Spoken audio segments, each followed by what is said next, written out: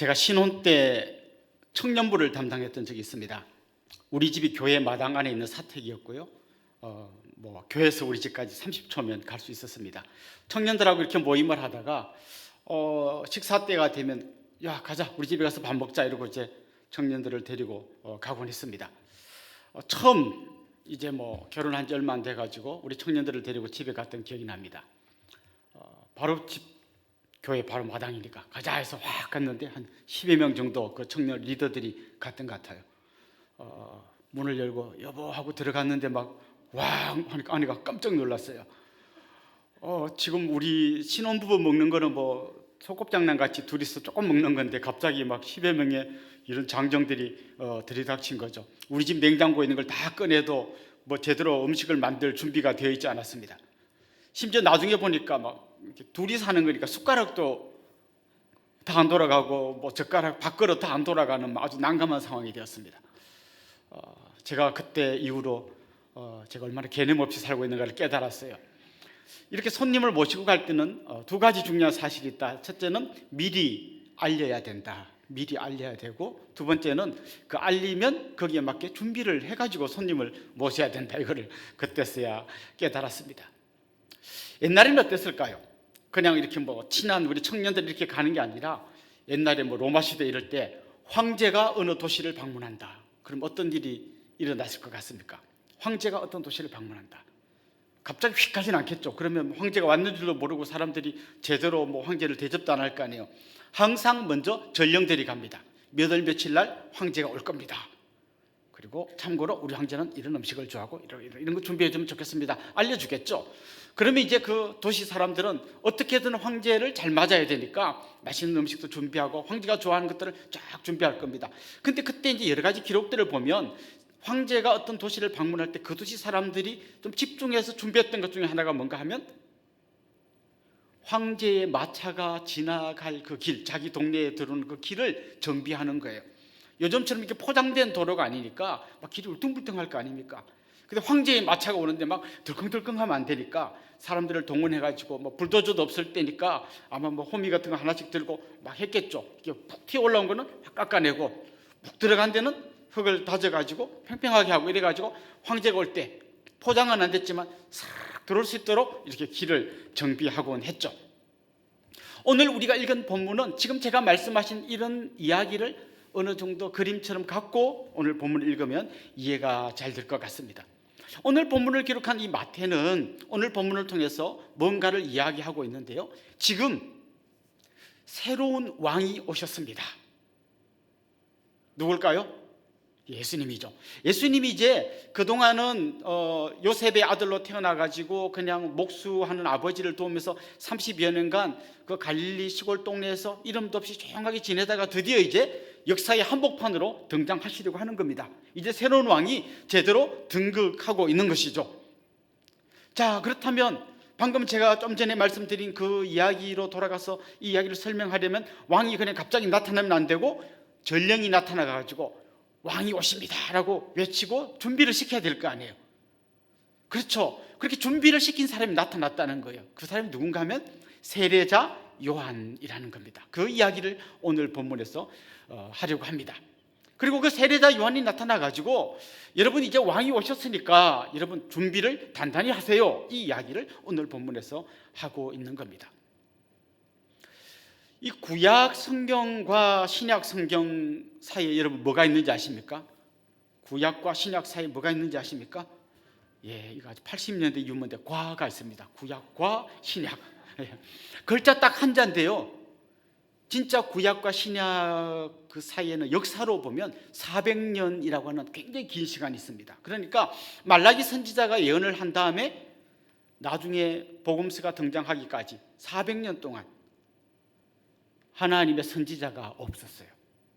하나님께서 어떤 의미에서 침묵하고 계셨습니다. 그러니까 이스라엘 백성은 굉장히 답답했죠. 왜 하나님 아무 말씀도 안 하시지? 막 답답한 가운데 그래도 그들 안에 있는 굉장히 중요한 신앙이 하나 있는데 그리스도가 오실 것이다. 메시아가 오실 것이다. 그리고 그 메시아는 다윗의 후손으로 왕으로 오실 것이다. 이런 기대감이 충만히 있었어요. 그런데 진짜 성경을 좀 더 잘 아는 사람은 그 왕이 오시기 전에는 반드시 왕이 오실 걸 알려주는 전령 역할을 하는 사람이 올 거다라는 걸 알고 있었어요. 왜냐하면 성경 말씀이 그걸 예언했거든요. 특별히 말라기 선지자는요, 어떤 예언을 했냐면 왕이 오시기 전에 그 왕의 오심을 이야기해 줄 엘리야가 올 것이다, 이렇게 말했어요. 여러분, 구약 성경에 나오는 엘리야 아시죠? 그 엘리야가 오는 게 아니라 엘리야와 같은 어떤 선지자가 와서 왕이 오셨다는 걸 알려줄 거라는 것을 예언했습니다.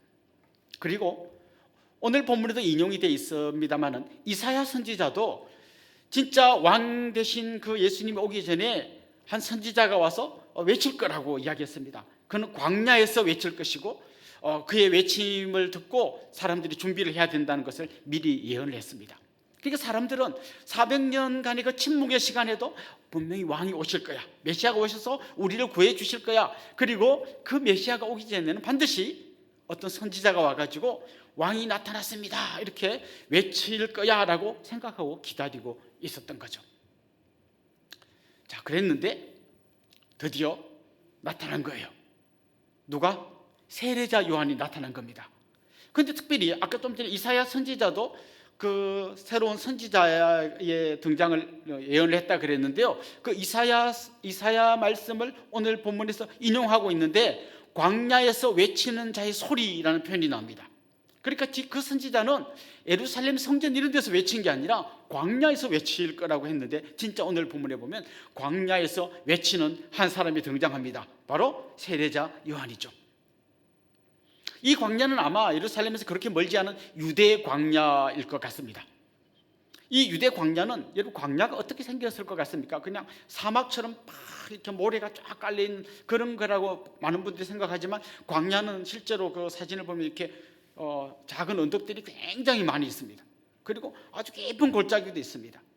그리고 뭐 이렇게 겨울철 되면 풀이 약간 파릇파릇하게 약간 있다가 나중에 되면 이제 뭐 아주 황량한 벌판으로 바뀌게 되는 그런 곳입니다. 그런데 거기서 요한이 이제 외치는 거죠. 오늘 본문에는 그 요한의 모습들이 좀 구체적으로 소개되어 있는데, 그는 메뚜기와 석청을 먹었다. 그걸 여러분 요즘 개념으로 생각하면 안 됩니다. 메뚜기 단백질이 많고 석청 자연 벌꿀인데 아주 귀하고 진귀한 걸 먹었구나, 이게 아니라 그 광야에서 먹을 게 없으니까 그냥 메뚜기 잡아먹고 뭐 석청 벌꿀이죠, 벌꿀 먹고 살았다는 거죠. 그는 사실 제사장 아들입니다. 세례자 요한은 원래 제사장의 아들이기 때문에 그가 있어야 할 곳은 광야가 아니라 성전입니다. 근데 그는 지금 광야에 와서 외치고 있습니다. 왜냐하면 그에게 주신 사명이 광야에서 외치는 사람이었기 때문이죠. 그가 입은 옷, 그는 낙타 털 옷을 입고 있습니다. 이것도 요즘식으로 생각하면 안 됩니다. 낙타 털 옷은 굉장히 따뜻합니다. 굉장히 따뜻하고 또 물기가 묻으면 금방 잘 빠지는 굉장히 고급 원료입니다. 그래서 와, 굉장히 좋은 옷을 입고 막 가죽 허리띠 하니까 뭐 굉장히 좋은 띠를 띠고 뭐 이런 걸 생각하겠습니다만, 진짜 그냥 뭐 제대로 된 옷이 없어 그냥 동물 털 옷을 입고 있고 그냥 뭘 허리에 점 매고 있다, 이렇게 생각하시면 됩니다. 근데 이거 지금요, 그냥 단지 그의 외모를 왜 이렇게 자세하게 묘사하는가 하면, 이 사람이 바로 선지자들이 예언했던 바로 그 사람이란 걸 알려주려고 하는 것이죠. 오늘 4절 말씀을요, 그 헬라 원어 성경 읽어보면 우리말에서는 잘 이렇게 세밀하게 번역이 안 됐는데 헬라 원어 성경에 보면 굉장히 세밀하게 번역된 게 있는데, 한번 이렇게 여러분 자막을 보시면 좋겠는데요, 사실 이렇게 되어 있는 거예요. 낙타 털로 된 그의 옷을 입고 그의 허리에는 가죽띠를 띠고 그의 음식은 메뚜기와 석청이었다. 여기 지금 노란색으로 보이는 글자가 있죠. 그의, 이 굉장히 강조되고 있는 거예요. 지금 이 사람은 그 사람, 그가 입은 옷, 그의 허리, 그리고 그의 음식, 그가 누구냐? 이 사람이 바로 말라기가 예언한 바로 그 사람이라는 것을 강조하고 있는 것이죠. 요한은 스스로 이렇게 이야기했습니다. 지금 왕이 오셨습니다. 저를 왕으로 착각하지 마십시오. 저는 단지 왕이 오신 걸 알려주는 그런 역할을 하는 사람입니다. 그러면서 무슨 말을 했습니까? 저는 내 뒤에 오시는 분의 신발을 들기도 감당하지 못할 사람입니다. 이렇게 이야기했습니다. 신발을 들다, 이것도 우리 문화에서는 잘 이해되지 않는데요, 여러분 중동 사람들을 생각해 보십시오. 그 당시 중동의 문화에서 신발은 굉장히 더러운 겁니다. 샌들 같은 걸 신고 다녔고요. 그 다음에 그 동네에 먼지가 많이 나기 때문에 상상해 보십시오. 발에서 막 땀은 나고 먼지가 그 땀하고 범벅이 되니까 막 발이 엉망진창이고 신발이 굉장히 더러울 겁니다. 그래서 신발을 이렇게 던다는 거는 종놈이나 하는 짓이지 보통 사람은 절대 남의 신발을 만지지 않습니다. 혹시 여러분 기억하실지 모르겠는데 2008년도에 미국의 부시 대통령이 이라크에 가서 무슨 연설을 하는데 이라크의 어떤 기자가 자기 신발을 벗어가지고 던졌습니다. 그러니까 뭐 돌 같은 거 던지려다가 돌이 없으니까 던질 게 없어 신발 던진 것 같지만 이건요 정말 상대방에게 준 최고의 모욕입니다. 우리식으로 말하면 이 쓰레기 같은 놈 이런 겁니다. 그러면서 그걸 던진 것이죠. 그런데 세례자 요한이 그렇게 말하는 겁니다. 나는 진짜 왕이신 그분의 신발을 들 자격도 안 되는 진짜 바로 그런 사람입니다라고 자기의 신분을 소개합니다. 그런데 이 세례자 요한이 광야에서 외쳤다 그랬잖아요. 뭐라고 외쳤는가 하면요, 회개하라, 천국이 가까이 왔느니라, 이렇게 외쳤습니다.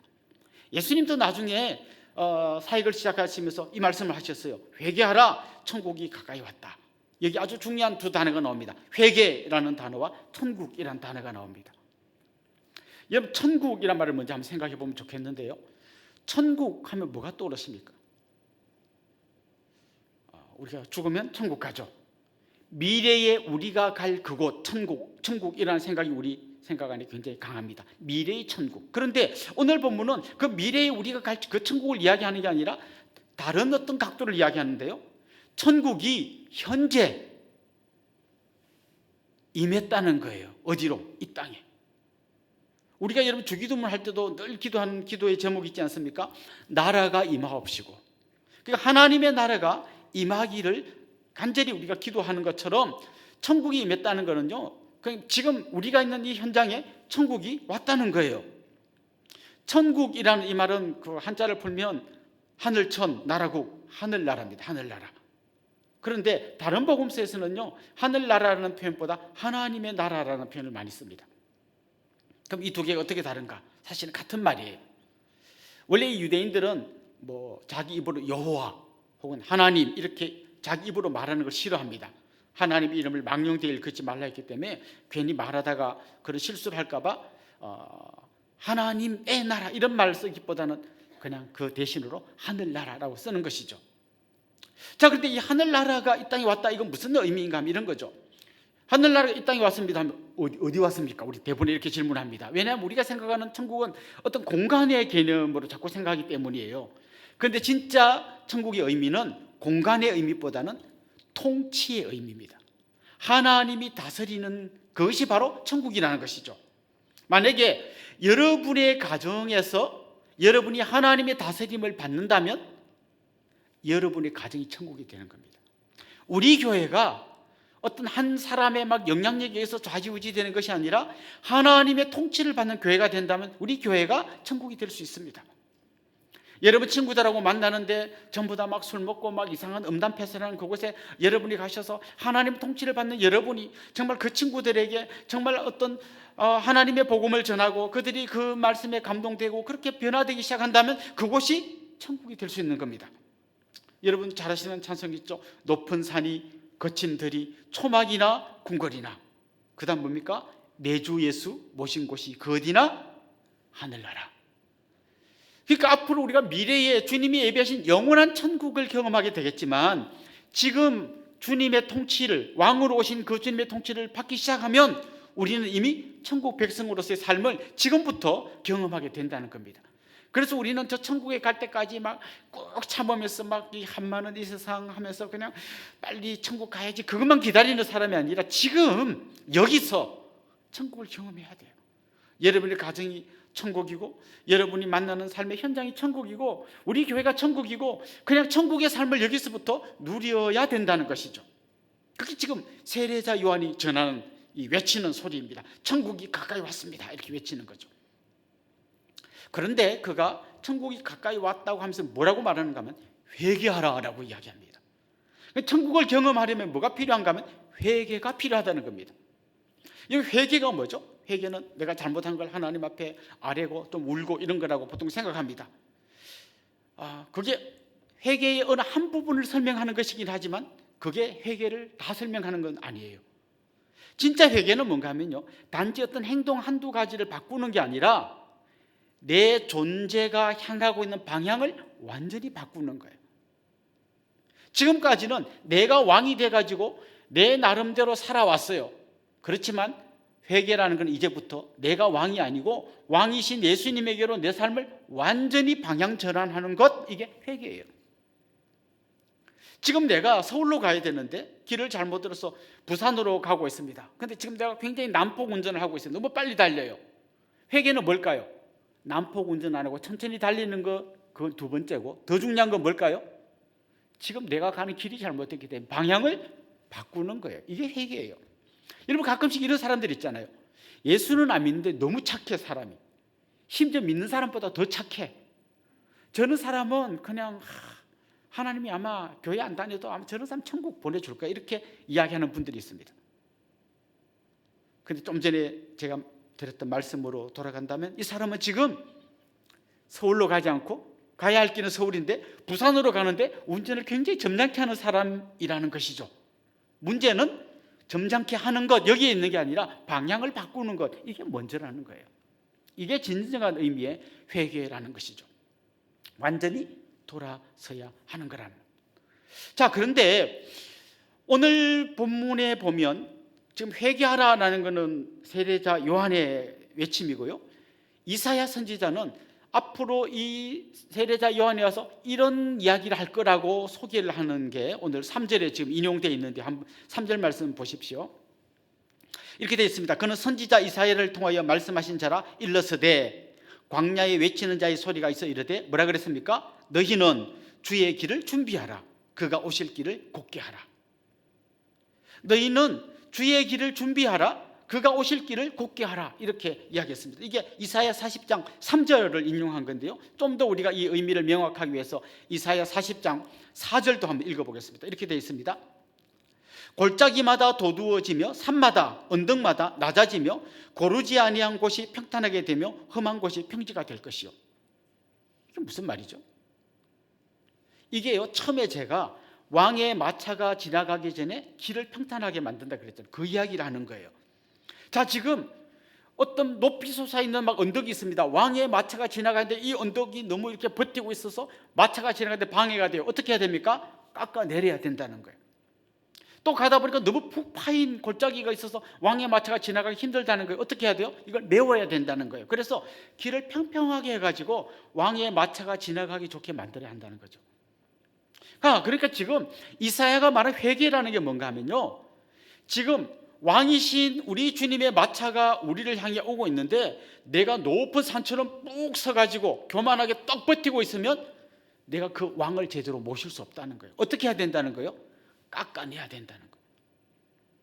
여러분, 길이 있는데 비포장 들어가 있는데 너무 울퉁불퉁 뭐가 푹 솟아 올라와 있으면 어떻게 해야 된다고요? 깎아내야 주님께서 제대로 그 위로 지나가실 수 있다는 거죠. 이게 회개라는 거예요. 많은 사람들이 자기가 왕이 되어 있습니다. 자기가 높이 올라와 있습니다. 그리고 진짜 왕이 왔는데 그 앞에 엎드리지 않습니다. 지금 세례자 요한은 그렇게 외치고 있는 겁니다. 여러분, 그렇게 푹 솟아 올라와 있으면 왕을 모실 수가 없습니다.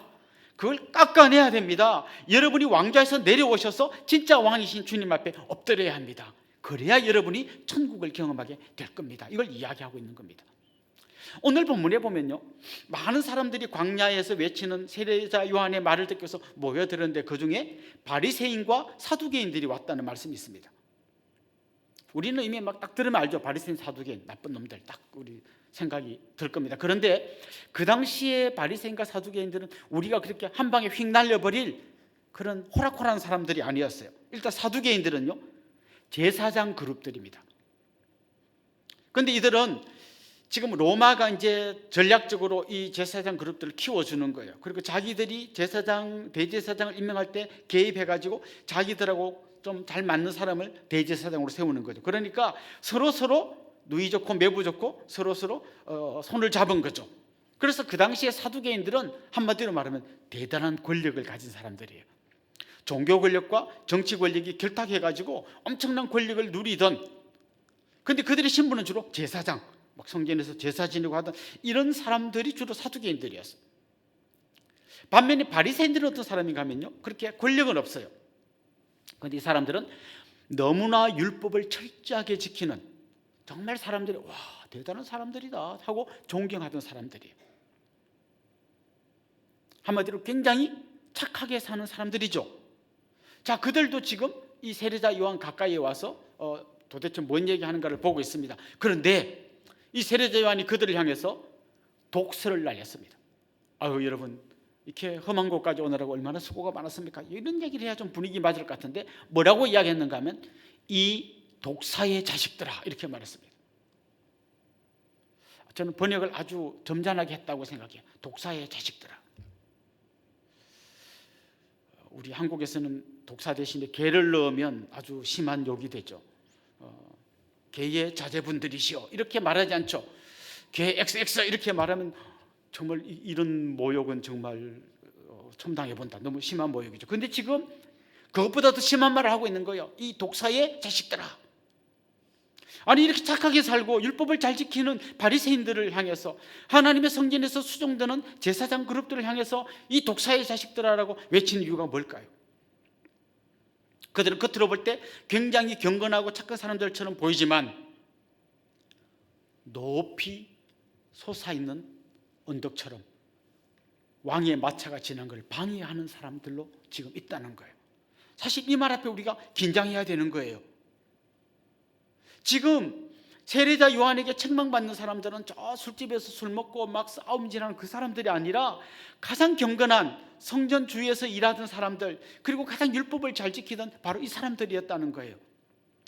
이 사람들이 착한 삶을 살고 율법을 잘 지켰지만 지금 세례자 요한이 볼 때 이 사람들은 왕 대신 그 주님 앞에 엎드려서 그 왕이 원하는 삶을 사는 게 아니라 자기 의의를 쌓고 있고 그것을 가지고 자기들이 높아지고 자기 이름을 내고 그것이 자기들의 권력이 되고 있다는 것이죠. 여전히 그들이 왕좌에 앉아 있고 그러면서 하나님의 말씀을 잘 지키는 것처럼 그렇게 생각하고 있다는 것이죠. 저는 요즘 이 시대의 어떤 흐름, 트렌드를 보면서요 걱정되는 부분들이 있습니다. 요즘 시대를 특징 지을 수 있는 아주 중요한 특징 한 가지가 뭔가 하면 권위를 인정하지 않는 거예요. 뭐 아버지든지 어머니든지 뭐 대통령이든지 선생님이든지 목사든지 뭐 사장님이든지 장군이든지 그거 잘못된 겁니다 이렇게 당당히 말할 수 있는 게 요즘 시대예요. 어떤 의미에서는 뭐 좋은 의미도 있지만 권위 자체를 인정하지 않는다는 의미에서는 굉장히 좀 위험한 거죠. 그런데 이게 어디까지 가는가 하면요, 나는 예수님 말씀이라고 해도 아닌 건 아니라고 말해야 됩니다. 이렇게 지금 사람들이 나오는 거죠. 여러분, 원수를 사랑하십시오. 아니 어떻게 원수를 사랑합니까? 이 사람이 내 뺨을 때렸으면 나도 때려야 내 속이 시원하고 사이다가 되는 거지, 때렸는데 용서해 주라고요. 이게 당신이 말하는 정의입니까? 그렇다면 저는 그런 정의 필요 없습니다. 이게 이 시대의 사람들의 이야기예요. 여러분, 남편을 정말 존경하셔야 됩니다. 아니 당신이 우리 남편하고 살아봤습니까? 예수님 당신이 만약 우리 남편하고 하루만 살아본다면 아 니네 남편은 존경할 수 없는 사람의 예외라고 해줄 겁니다. 이렇게 말하는 거죠. 예수님의 말씀이라고 해도 내가 거부할 만큼 권위를 인정하지 않는 거죠. 너희 자녀들을 주의 교훈과 훈계로 양육해라.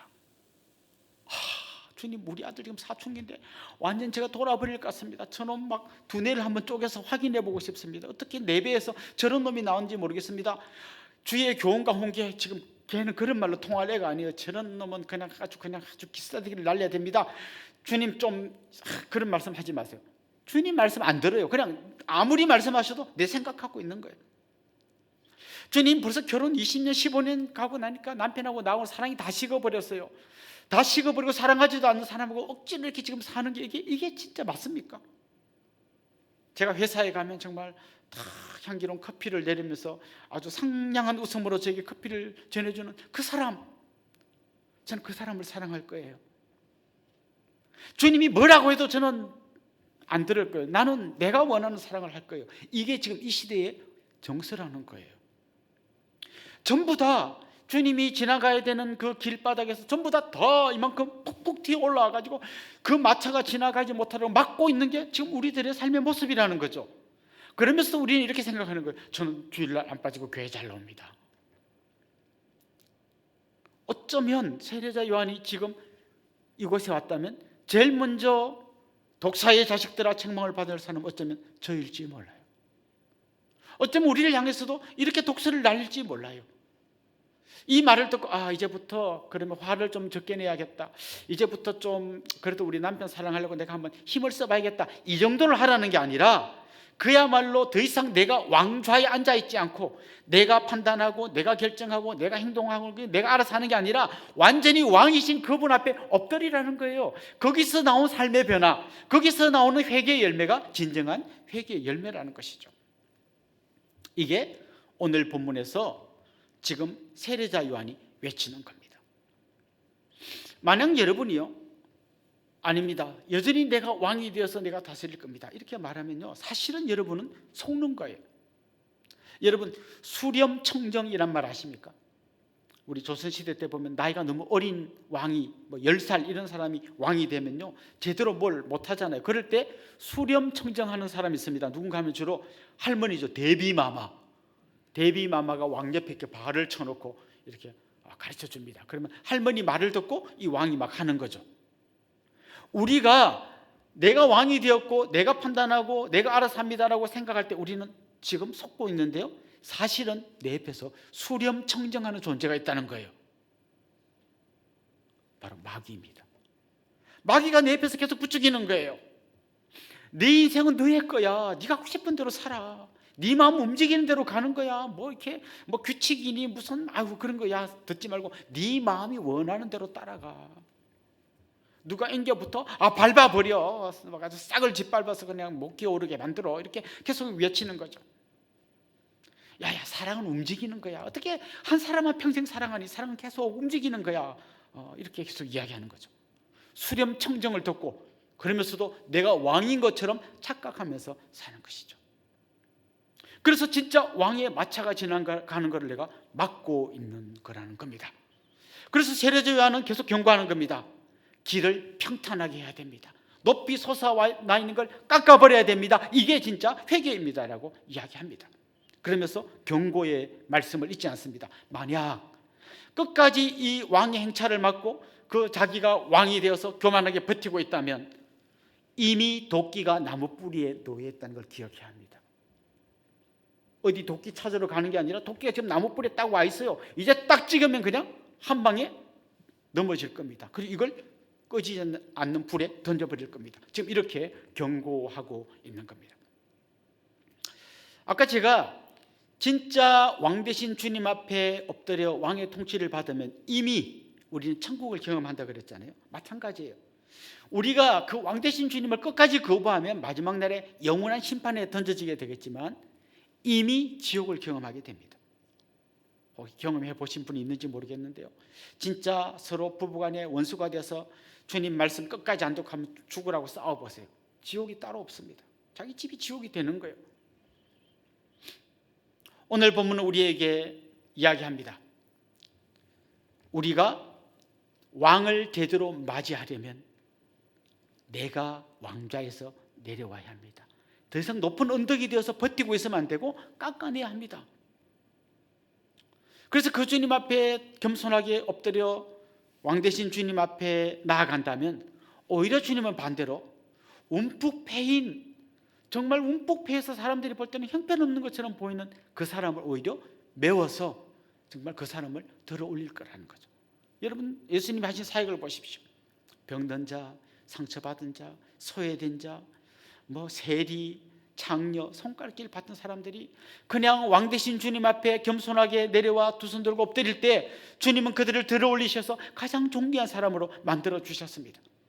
그래서 튀어오른 그는 깎아내리고 푹 처진 사람들이 두 손 들고 주님 앞에 할 때는 한량없는 은혜를 부어주셔서 그들의 모든 약함과 부족함을 주님의 어깨에 짊어지시고 그들의 죄악을 다 감당하시고 그들을 위해서 죽어주셔서 가장 존귀한 자로 높여주신 것입니다. 그러니까 오늘 본문은 두 가지를 우리에게 말씀하신 거죠. 두 가지 길을 우리에게 보여주시는 거죠. 정말 겸손히 깎여서 주님 앞에 엎드릴 것인가, 아니면 끝까지 버틸 것인가를 우리에게 지금 물어보고 있는 것입니다. 사랑하는 성도 여러분, 저는 오늘 이 시간 이 말씀을 듣는 여러분의 마음속에 주님께서 놓고 하시면서 던져주시는 말씀, 오래전에 세례자 요한이 광야에서 외쳤던 이 말씀이 여러분의 귀에 생생하게 들려지기를 소망합니다.